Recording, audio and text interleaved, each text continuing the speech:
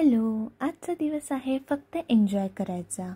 मग काय, ट्रॅम आली, ट्रॅममध्ये बसलो आणि पोचलोय तोयामा स्टेशनला. तोयामा स्टेशनवरून दुसरी एक ट्रेन घेतली आणि निघालोय आजच्या पहिल्या डेस्टिनेशन स्पॉटला. पण तिकडे जाता जाता दिसला हा सुंदर नजारा आणि या सुंदर नजाऱ्याने मला आठवण करून दिली कोणाची, तर आपल्या पुण्याची, त्या सह्याद्री पर्वतरांगांची, तामिनी घाटाची खूप आठवण येत होती. कारण तिथला नजाराच तसा होता. सगळं काही हिरवंगार, अतिशय थंड आणि डोळ्यांना एक सुखद धक्का देणारं. मग काय, थोडीशी भूक लागली होती.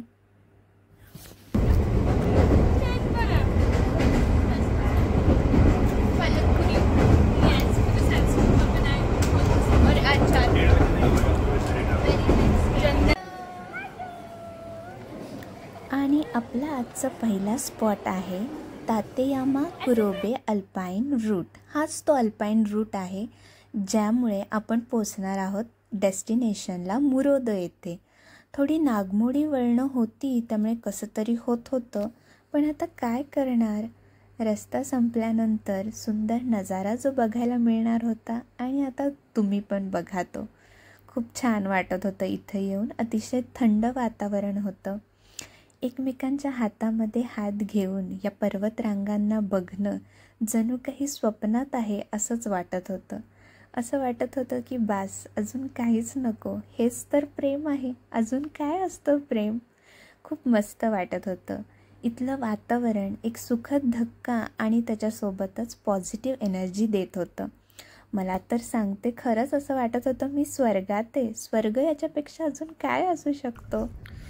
आणि मग थोडं खाल्लं पिल्लं, कारण आता दुसऱ्या स्पॉटला पण जायचं होतं. आणि दुसरा स्पॉट होता आपला कुरोबे डॅम. त्याच्यासाठी आपल्याला घ्यावी लागणार होती एक छोटीशी ट्रेन आणि मग तिथून पण परत हा एक रोपवे होता, तो पण आम्ही घेतला. त्याच्यामधून पण खूप सुंदर नजारा दिसत होता, तुम्हीसुद्धा बघू शकताय. खूप सुंदर. आणि हा आहे जो आपला लास्ट स्पॉट आजच्या दिवसाचा, कुरोबे डॅम. हा पण खूप छान वाटत होता. मस्त एन्जॉय केला आजचा दिवस. आणि काय नाही, फोटोशूट झालं. बाळाला घेऊन ह्या सगळ्या आठवणी इतक्या गोड वाटत होत्या. खूप छान वाटत होतं. खूप मजा येत होती. आणि हा दिवस असाच संपला. भेटूया नेक्स्ट ब्लॉगमध्ये. Bye bye. Please subscribe to my